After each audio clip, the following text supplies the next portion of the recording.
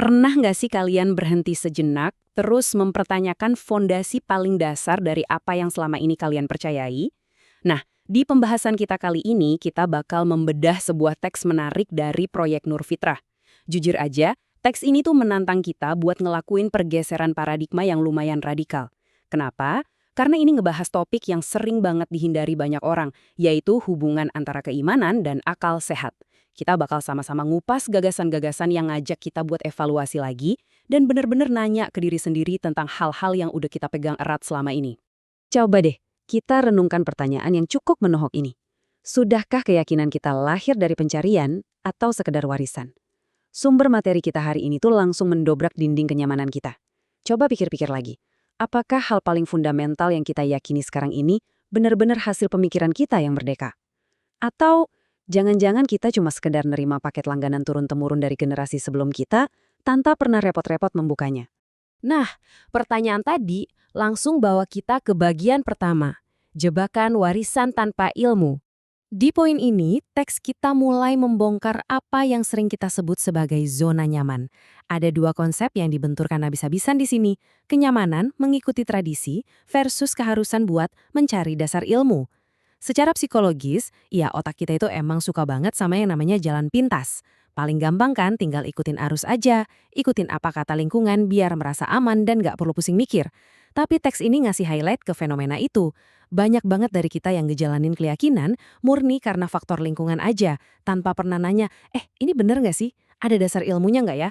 Mengikuti arus itu emang nyaman banget, tapi awas, sumber ini ngingetin soal bahaya laten kalau kita cuma sekedar ngekor tanpa pernah memverifikasi kebenarannya. Terus solusinya gimana dong? Kita masuk ke bagian kedua, akal sebagai anugerah pencari kebenaran. Teks ini dengan sangat tegas nyampein kalau menggunakan akal itu sama sekali bukan bentuk pemberontakan terhadap agama loh, justru itu adalah tanggung jawab spiritual kita. Landasan argumennya diambil dari surat Al-Isra ayat 36.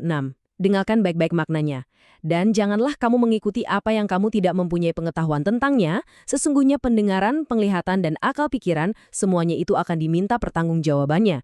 Ini berat loh, artinya pendengaran, penglihatan, dan akal kita ini bukan cuma aksesoris biologis, tapi instrumen yang pertanggungjawabannya tuh gede banget nanti di hadapan Sang Pencipta. Jadi, kalau merujuk ke teks ini, akal itu bukan kayak saklar lampu yang harus kita matiin pas kita lagi ngomongin soal iman. Nggak gitu konsepnya. Sebaliknya, instrumen ilahi ini emang dirancang secara spesifik buat membedah mana yang benar dan mana yang salah.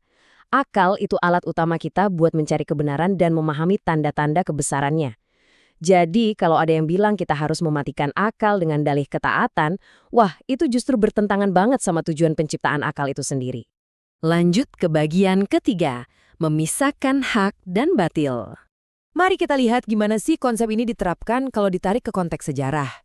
Poin krusialnya ada di peran para utusan Tuhan, khususnya Rasulullah Muhammad, yang dibahas di teks ini.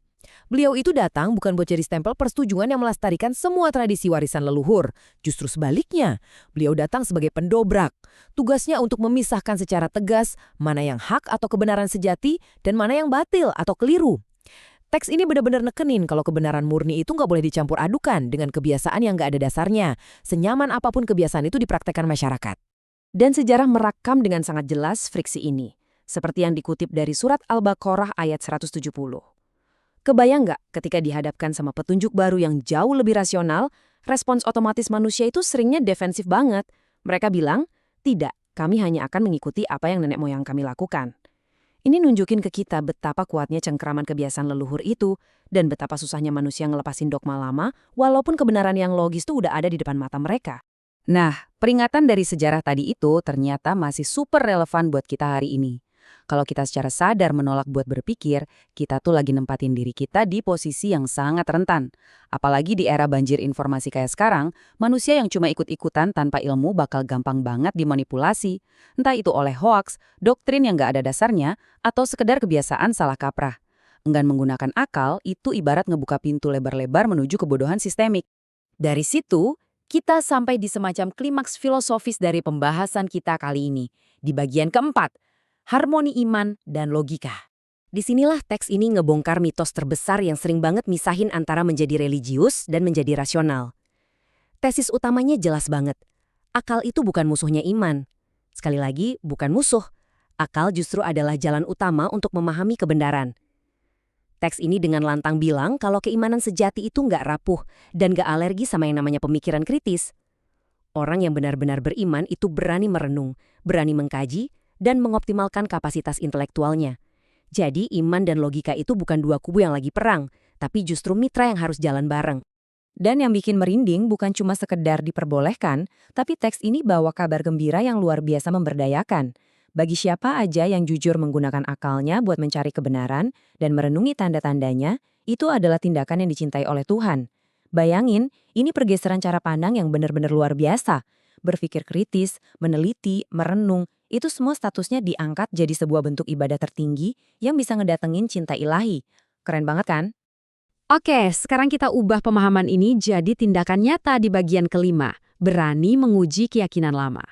Sumber materi kita ngelempar satu pertanyaan yang tajam banget nih buat kita semua. Kalau kita emang yakin 100% kebenaran yang kita pegang itu sejati dan asalnya dari Tuhan yang maha benar, terus kenapa kita harus takut buat mengkaji yang lebih dalam? Masuk akal kan? Kebenaran sejati itu nggak bakal hancur cuma karena dipertanyakan. Justru sebaliknya, semakin kita kaji, kebenaran itu bakal makin bersinar dan makin nggak terbantahkan. Kalau kita takut mengkaji, jangan-jangan itu indikasi ada keraguan tersembunyi di hati kita sendiri. Makanya, teks ini ngasih kita semacam manifesto. 4 langkah nyata yang bisa banget kita mulai dari sekarang. 1. Berani menguji pemahaman kita saat ini. 2. Buka ruang dialog, jangan gampang tutup telinga kalau ada diskusi. 3. Gunakan akal dengan jujur, yang artinya kita harus siap nurunin ego kita. Dan 4. Cari kebenaran dengan hati yang bersih. 4 langkah ini tuh ibarat peta jalan yang brilian banget buat mastiin apa yang kita yakini benar-benar punya fondasi ilmu yang kokoh, bukan cuma sekedar asumsi yang diwarisin turun-temurun. Sebagai penutup, teks ini ngasih satu observasi psikologis yang benar-benar bikin kita mikir keras. Sering banget kan, alasan orang nolak berpikir itu karena mereka bilang takut salah. Tapi coba pertanyaannya kita putar sedikit. Apakah kita ini benar-benar takut salah dalam mencari kebenaran? Atau sebenarnya kita cuma sekadar takut kehilangan kenyamanan dari keyakinan lama yang selama ini belum pernah kita uji? Sebuah pertanyaan pamungkas yang memaksa kita buat benar-benar jujur sama diri sendiri. Teruslah berani berpikir, dan sampai jumpa di bedah materi kita selanjutnya.